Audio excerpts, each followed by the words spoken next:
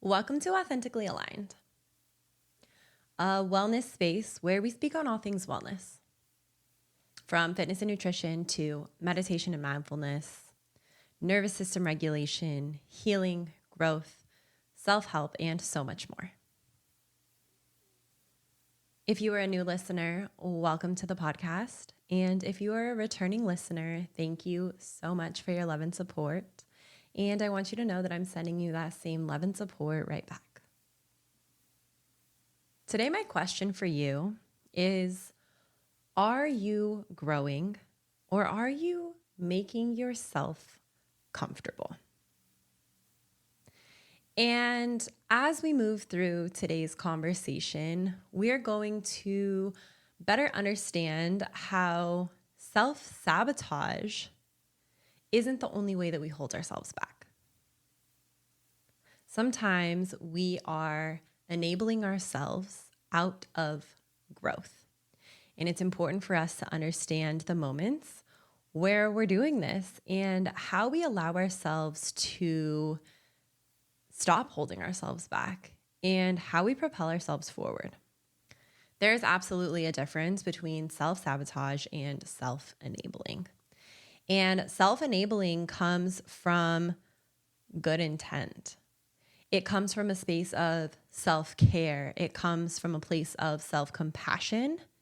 However, that does not mean it isn't a disguise for holding ourselves back, and even sometimes a disguise for self-sabotage. When we think of personal growth, we think that the biggest thing holding us back is self-sabotage.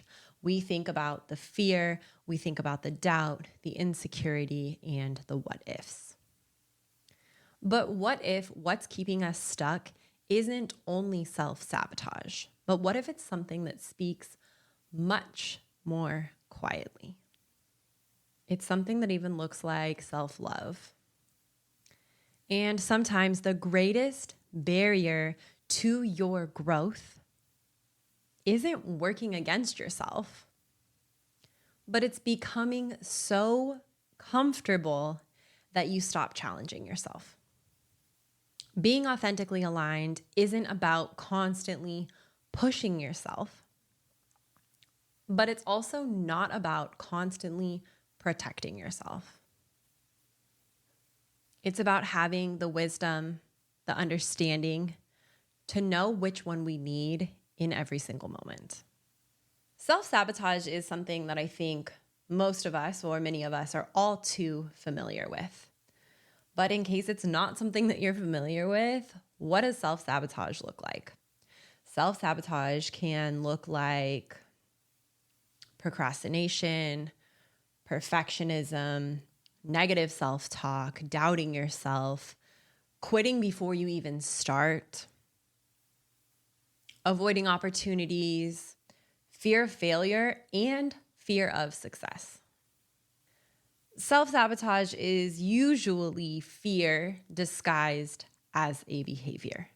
Usually we use fear as an excuse for the way that we're showing up for ourselves or not showing up for ourselves. And it's not because you're lazy, it's not because you don't care, but it's your nervous system that's trying to protect you from uncertainty. It's trying to protect you from the unknown, disappointment, rejection, even change. But we all know that growth requires stepping into the unknown. Growth requires the uncomfortable, the unsettling, the unsure, the uncertain. And unfortunately, our nervous system naturally prefers the things that are certain, that feel safe, that feel familiar.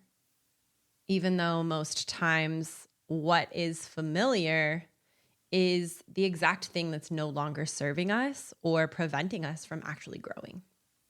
So oftentimes we can think of self-sabotage being a lack of discipline, when in reality, it's not that you lack discipline. It's that your nervous system speaks louder than your discipline. Your nervous system is screaming for familiarity And it's trying to keep you safe, which is why it holds you in the most comfortable spaces.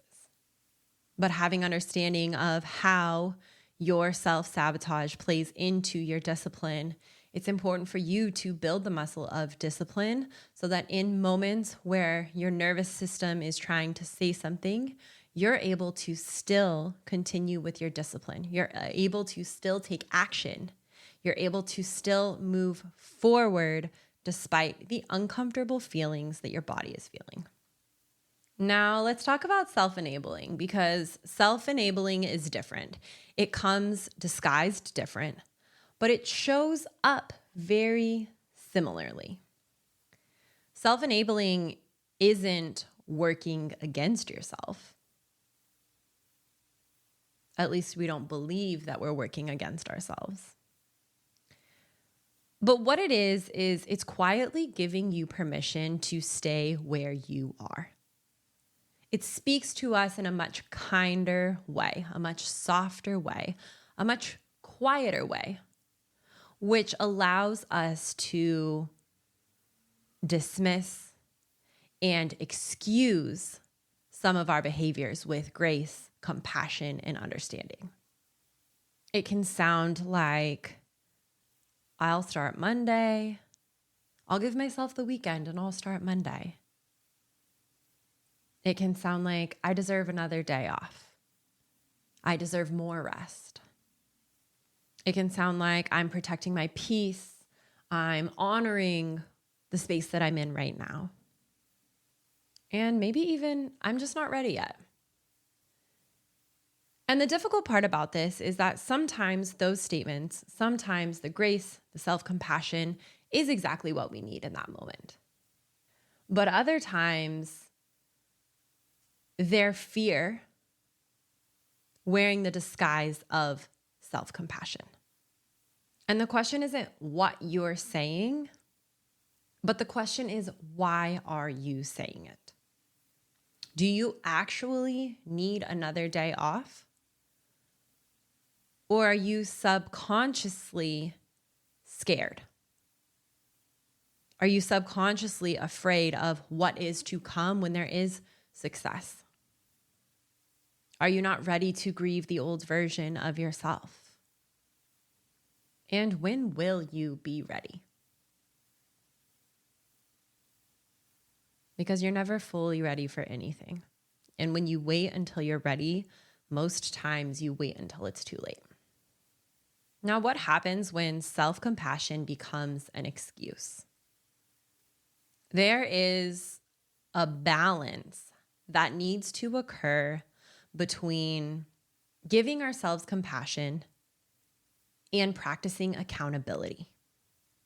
It is absolutely okay. It is absolutely necessary to take a rest day when you need it, when your mind needs it, when your body needs it, when your spirit needs it.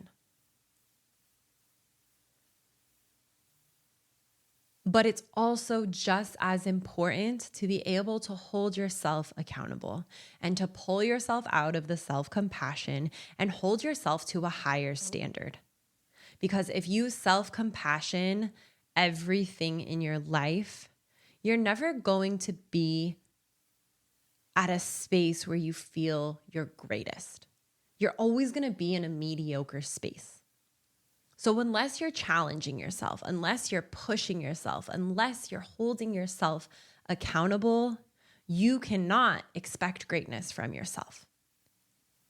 And inside of that then becomes a vicious cycle of self-compassion, of holding yourself back and keeping yourself stuck while also saying it's okay.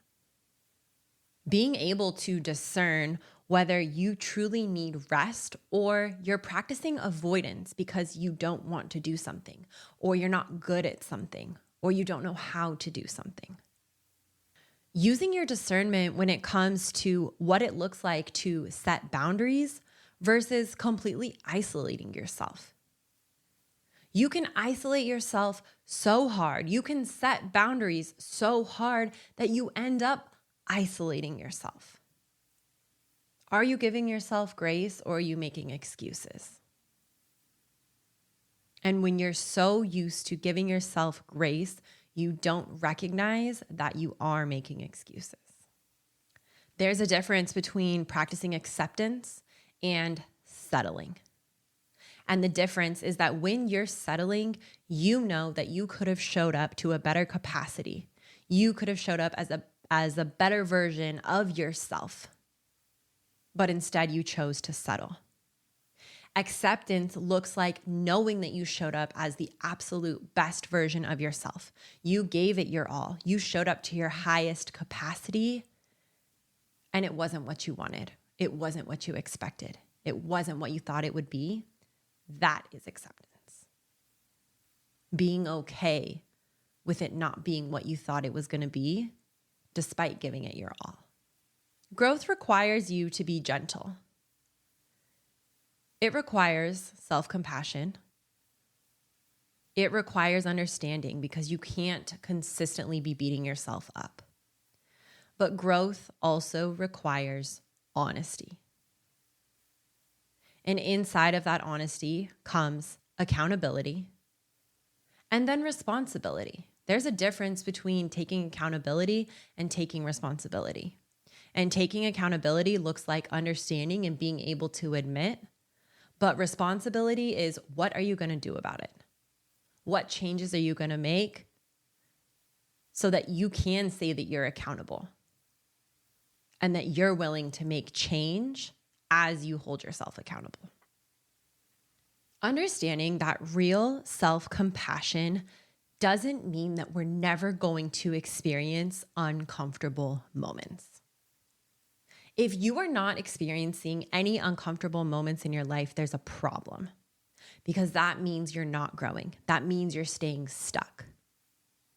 Self-compassion allows us to move through the uncomfortable moments with a little bit more peace, with a little bit more confidence, with a little bit more courage.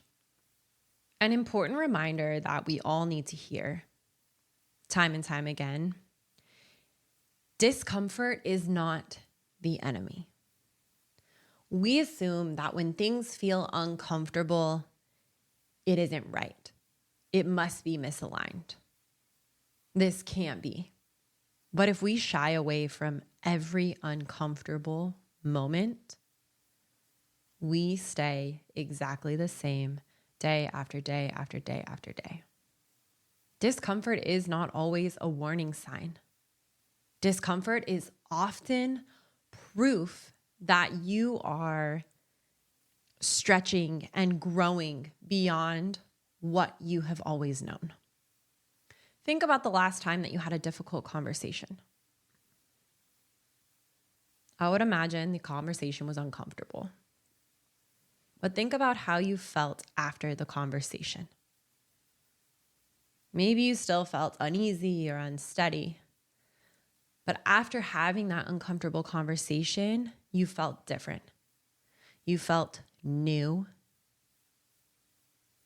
You felt stronger. You felt wiser. You felt more confident. Sitting with the uncomfortable also looks like setting boundaries. It looks like starting something new that you've never done before, and being okay with maybe not being the best at it, or maybe experiencing failure, or places that you get to learn from your mistakes. Putting yourself in an uncomfortable position could look like receiving feedback. Maybe these aren't the things that you want to hear, but maybe these are the things that you need to hear in order for you to grow. Putting yourself in an uncomfortable position looks like leaving behind old identities and stepping into new. It's uncomfortable to leave the old version of yourself behind. It's uncomfortable to leave behind the excuses. But when you start to and continue to leave behind the excuses, is when you actually start to grow. It's when you allow yourself to be you unapologetically. It's when you have courage And through every act of courage, you build more and more and more confidence.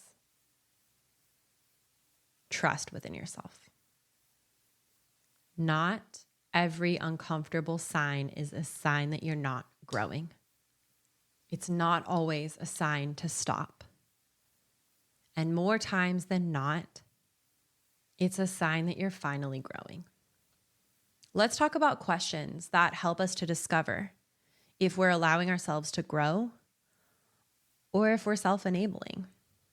Instead of asking yourself what feels the easiest or what feels the most comfortable, start asking yourself, what helps me to become the person that I want to become? And as you explore this, ask yourself, am I resting or am I avoiding? Am I protecting myself or am I limiting myself? Am I choosing peace or am I choosing comfort? And sometimes comfort comes disguised as peace. And asking yourself, is this decision helping me to grow or is it causing me to stay the same? The same habits, the same practices breed the same results. If you want different results, you have to change your decisions, your habits, your practices. The next time that you're faced with a decision, take time. Take time to pause. Take time to ask yourself questions. Take time to become aligned with yourself so that you make the best decision for you and your growth. Ask yourself, is this decision coming from fear? Am I afraid of losing something? Am I afraid my life is going to change? I mean, isn't that the point? Is this decision coming from comfort and wanting to stay comfortable? What about the alignment? Is this decision aligned or is it safe? Is this decision aligned or does it just feel good? You don't have to react to anything immediately. You don't have to make any decision immediately or urgently. The best decisions come from understanding. The best decisions come from reasoning. Take time to create space between the feeling that you experience and the decision that you make. And that is where you begin intentional living. It is so important for anybody to understand that growth doesn't always mean doing more. Sometimes doing less is what helps us to grow. Growth is simply about becoming and being more honest, more truthful with yourself, more authentic to yourself, and more aligned with yourself. Sometimes you do need rest. Sometimes you need courage. Sometimes you need compassion, and sometimes you need accountability. Being authentically aligned is learning and being able to understand and articulate which one serves you in every moment, in every circumstance, in every season. Today, I'm going to leave you with 2 journal prompts for the week. The first one is, where in my life have I confused comfort for growth? And if I wasn't afraid of being uncomfortable, what would I do differently this week? Growth is rarely comfortable, but neither is staying where you are. The goal isn't for every decision that you make to feel good, but the goal is for every decision that you make to be progressing you and propelling you forward. And sometimes the most loving thing you can do for yourself is not show yourself compassion, but show yourself accountability that's rooted in love. If this episode resonated with you, I encourage you to share it with a friend, a family member, anybody that might need it. I am sending you so much love and light this week. Have a beautiful week.